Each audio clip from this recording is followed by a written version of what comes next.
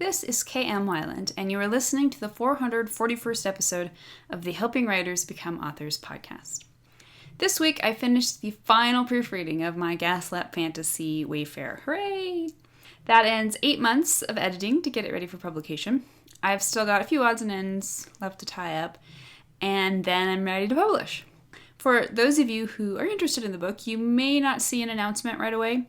I'm experimenting with some new marketing approaches this time, starting with a very, very soft launch in an attempt to get some clean also boughts for the book on Amazon, rather than immediately cluttering it up with all my writing books. So if you're interested in the book, you can search for it in another week or so. I will be officially launching it a little later down the road. And thanks to all of you who have already emailed or messaged me with your excitement about it. I can't wait to share this new adventure with you. And now, I hope you enjoyed this week's podcast, Writer's Jealousy, and 3 thoughts on what to do about it. Last year, one of your writing buddies landed your dream agent. This year, they published with a great publisher, and now they just sent you a happy dance email telling you they've been nommed for your genre's biggest award. You're happy for your friend. Really, you are. But try as you might, your gut just closed up with a sick but all too familiar feeling. Writer's jealousy. The writing community is a great place, full of sensitive, supportive people all trying to prioritize the honesty of their art and the worthiness of chasing their dreams. But the writing community also has its dark sides, and none is perhaps more pervasive or insidious than a writer's jealousy. I dare say only the most centered among us have evaded it entirely. But why? Other than the fact we're all humans and jealousy is perhaps one of the easiest of all human failings, why do writers seem particularly susceptible to the poison of envy? And just to mix things up, here's another question. Is jealousy really a poison? What's the best way to view and deal with writer's jealousy? Today, let's take a look. Art is cooperative. Stories, perhaps more than any other art form, are shared experiences. In striving to hit that perfect note of verisimilitude with our writing, we are trying to share in the larger human experience, just as we are also trying to share our own personal experiences. We are tapping into a collective subconscious that resonates to the same symbolic triggers and archetypal constructs. Most of us want, on some level, for our stories to positively impact others. We are trying to share something good with the world, something true, something of worth. We are also taking what others have shared with us, both in life itself and in their art, and refashioning it so we might reshare it yet again. Art is the ultimate recycling system. Nothing is ever wasted. Everything is reused. I believe it is an absolute truth that when one artist succeeds, the rewards belong to all of us. When a good story, or song, or picture is given to the world, and then given a platform from which it can be shared with the greatest number of people, that is one of the most perfect things in life. In short, on a purely artistic level, there is no competition. There is only cooperation. Your art makes my art better, my art makes your art better, and we all benefit. But pure artistry, like any form of absolutism, doesn't actually operate down here in the grungy real world. Down here, it's Rottweiler eats Chihuahua. Down here, it's all, my ego is a ravenous, insecure, whining, powerful beast who wants everyone else in a bleeding pile under my jackboots. So, why? Why are artists, who are supposed to be all wise and ethereal and above the common longings for worldly acclaim, so susceptible to dark and seemingly useless feelings of jealousy? Here are 4 reasons. Reason number 1, we're not wise, ethereal, or above it all.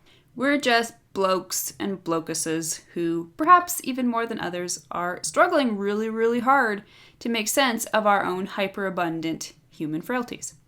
Reason number 2, we're vulnerable. There are technical aspects of excellence involved in every art form. Just like a master carpenter, we take pride in our ability to craft solid structures in beautiful prose. And just like that carpenter, we're going to be bummed when our skills don't measure up to where we want them to be. But even more than our skills, we're putting ourselves on display. When that is found wanting in any measure, it hurts ridiculously.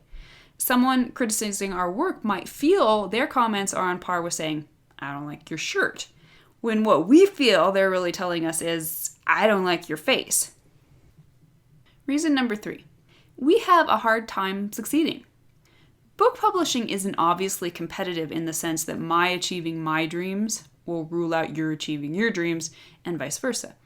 Even still, it certainly seems like there are limited opportunities for success. It's hard to make it as a writer. Very few of us make any money off writing. Fewer still make a living off of it. And very few indeed become famous millionaires. When someone reaches one of those coveted milestones, it's easy to knee-jerk into feeling our own chances just got slimmer. And reason number 4, we tend to view other people's successes as a yardstick of our own failure. When another writer succeeds, especially someone you know personally, it's hard not to feel as if their good fortune isn't a giant spotlight revealing everything you, by contrast, have not achieved. They're agented, published, best-selling, and award-winning. You are not. Pretty stark. So, is it possible for something objectively bad to be subjectively good? With a little reframing, it just might be. Jealousy is bad. I dare say none of us enjoys it. It sits in our guts like bad sushi. It's sickening, literally. It makes us unhappy for others and unhappy for ourselves. And then often we feel bad for feeling jealous in the first place. It seems pretty irredeemable. But jealousy itself is neither bad nor good. It just is. It's a symptom, like a headache, telling us of a deeper issue. It's what we do with that feeling that creates either a bad experience or a good one. Jealousy is telling you, first and foremost, that you want something. It might be something obvious, like, I want my book published, or I want to win that award too. But even these statements are pointing to something deeper, whether it's an unresolved insecurity or simply a dream you've yet to fulfill.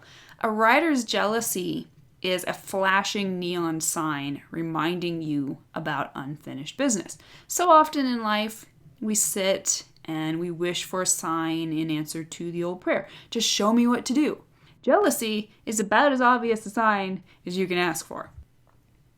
So do something about it, but do something good. Jealousy only becomes bad when it prompts thoughts about others, secret wishes for another's downfall, or even just passive-aggressively that they might not be quite so successful until you've caught them up, are negative in the extreme. Worse, they're counterproductive.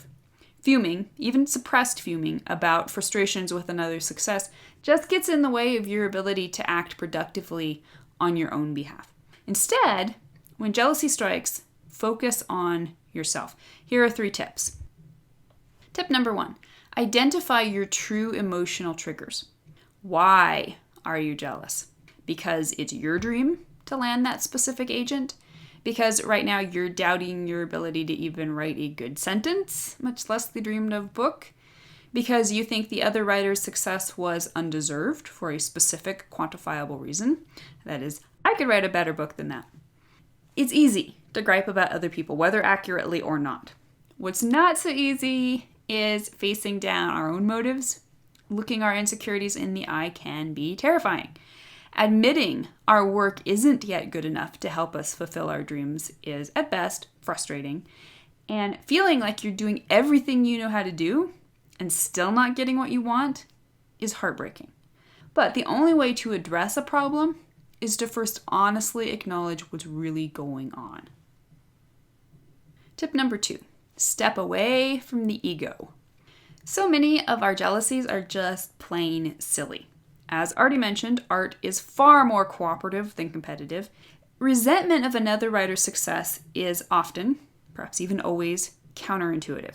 If you write an amazing story and I read it, I am going to be that much more likely to write a better story myself thanks to the gifts your story has given me. And then, of course, there's the fact that if a reader reads and loves your amazing story, they're going to be that much more pumped to read another amazing story, and maybe they'll read mine. But the ego isn't always sensible. Certainly it isn't easy to overcome. Just realizing and admitting A, the undeniable reality of the ego's demands, and B, its often childlike short-sightedness, is a huge step toward redirecting its power. Looking at the bigger picture of life, art's role in life, and our role in art is a helpful recentering trick. Humility is inevitable when we are honest about how infinitesimal each of us is within that larger picture, and yet how each of us supplies an inevitable butterfly effect. It then becomes easier to recognize and embrace the contributions of our fellows rather than feeling threatened by them. And tip number 3, act on what you've learned about yourself. Once you've dug down deep inside yourself to discover what's at the root of your writer's jealousy, you will have gained information you can act on. You've faced down your insecurities. Maybe what you found is something as surface level as, my characters aren't as good as my buddy's characters. Or something as deep as, I will never feel worthwhile unless I can write an acclaimed book. More than that, you've discovered uncluttered truths about what it is you want. To be published, to be a bestseller, to win an award, to impact readers of a certain group, to write for the pure joy of it. Your jealousy has given you an indication of your progress. It tells you you're not yet where you want to be. It's a road sign saying 120 miles to Graceland.